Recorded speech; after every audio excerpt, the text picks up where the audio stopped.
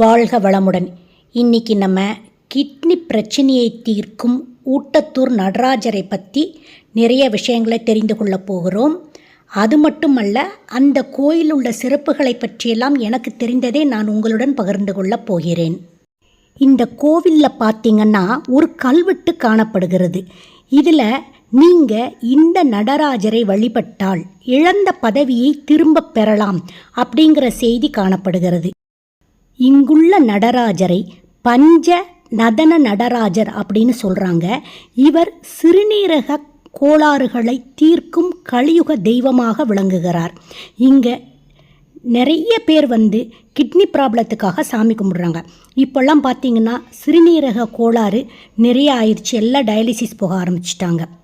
So நீங்கள் இந்த நடராஜரை வணங்கினீர்கள் அப்படின்னா உங்களுடைய நோய்களை கண்டிப்பாக தீர்ப்பார் அப்படிங்கிறது ஒரு ஐதீகம்.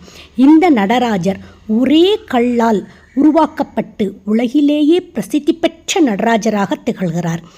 இங்கே பழங்கால வரலாற்று குறிப்புமிக்க திருக்கோயிலாக இது விளங்குகிறது. ராஜராஜ சோழ மன்னரால் இந்த கோவில் கட்டப்பட்டது. முற்காலத்தில் பார்த்திங்கன்னா கல்வெட்டில் ஊற்றத்தூர் அப்படின்னு குறிக்கப்பட்டுள்ளது.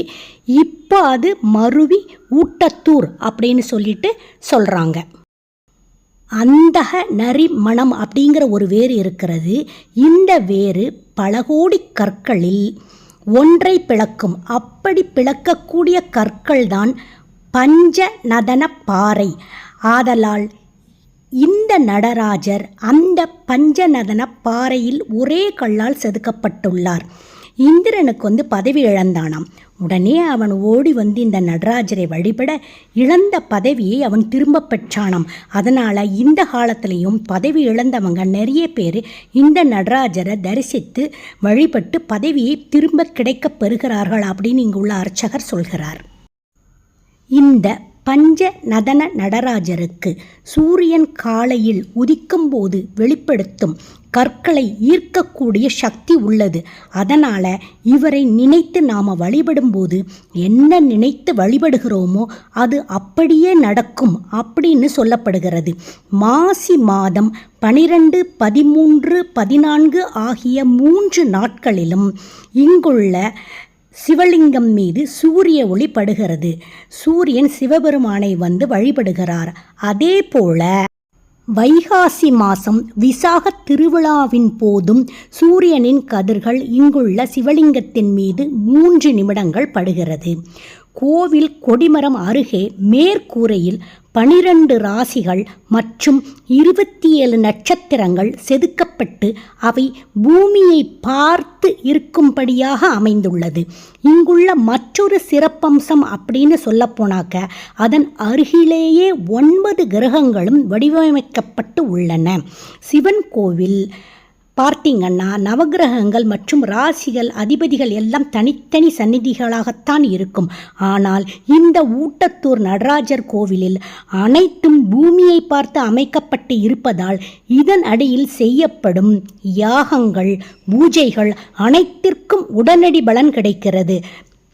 எந்த ராசியைச் சேர்ந்தவர்களாக இருந்தாலும் இங்கு யாகங்கள் பூஜைகள் செய்ய அவர்கள் முழு பயனையும் அடைய முடியும் அப்படிங்கிறது ஐதீகம். பிரம்மனுக்கு இந்த தலத்தில்தான் சாப விமோசனம் சிவன் கொடுத்தாராம். எனவே சிவன் எதிரில் பிரம்ம தீர்த்தம் இருக்கிறது. உலகில் உள்ள அனைத்து தீர்த்தங்களையும் பிரம்மா இங்கு கொண்டு சேர்த்தாராம்.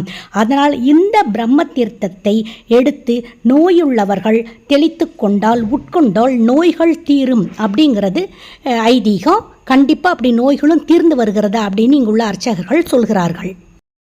இந்த செய்தி கர்ண பரம்பரை கதைகளில் கூறப்பட்டுள்ளது. இதற்கு சான்றாக ராஜராஜ சோழன் உடல்நலம் சரியில்லாமல் இருந்தானாம்.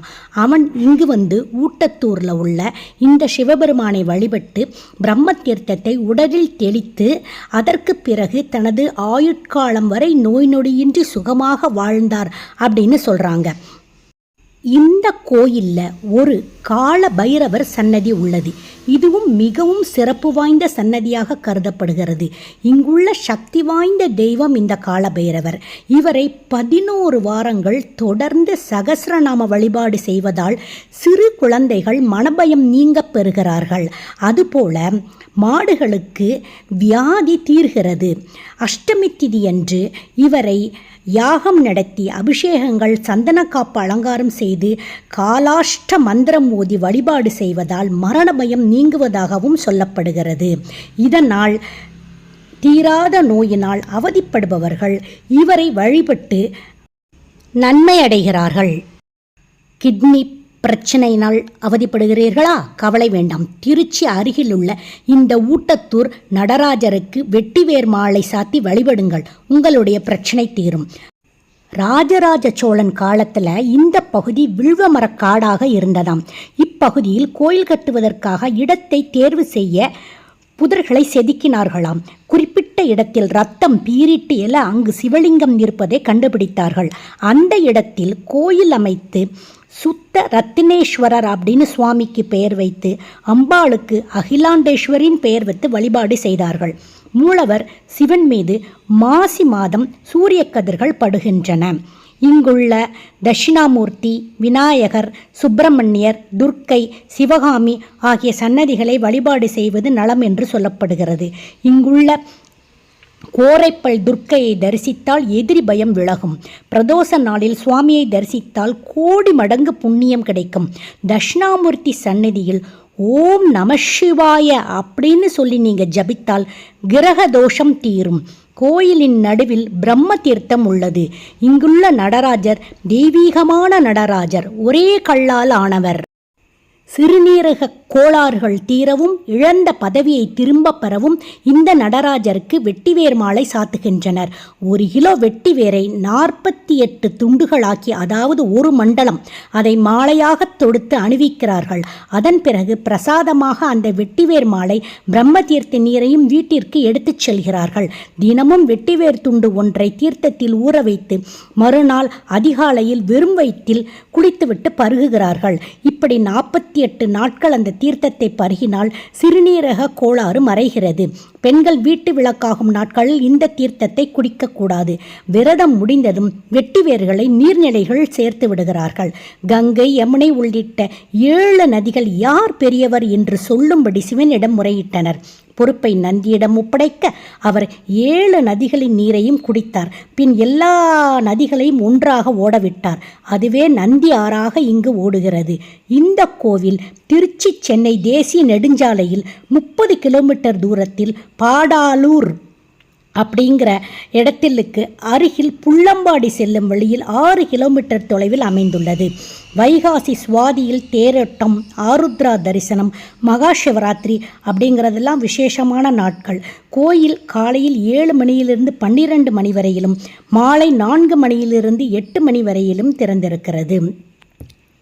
நீங்கள் கண்டிப்பாக இந்த நடராஜரை போய் பாருங்கள். இது பாடல் பெற்ற ஸ்தலம்.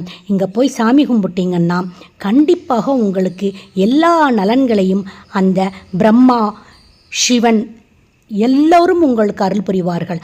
அடுத்து இது மாதிரி ஒரு சூப்பரான பதிவில் உங்களை நான் சந்திக்கிறேன். அது வரைக்கும் காத்துக்கிட்டு இருங்க. நன்றி, வணக்கம். என்னுடைய பதிவுகளை எல்லாம் கண்டிப்பாக பாருங்கள், ஷேர் பண்ணுங்கள், லைக் பண்ணுங்கள், சப்ஸ்கிரைப் பண்ணுங்கள். அப்படியே தொடர்ந்து என்னோடய பதிவுகளை பார்த்துக்கிட்டே இருங்க. அடுத்து ஒரு சூப்பரான பதிவில் உங்களை நான் சந்திக்கிறேன். அது வரைக்கும் காத்துக்கிட்டு இருங்க. டாடா, பாய்.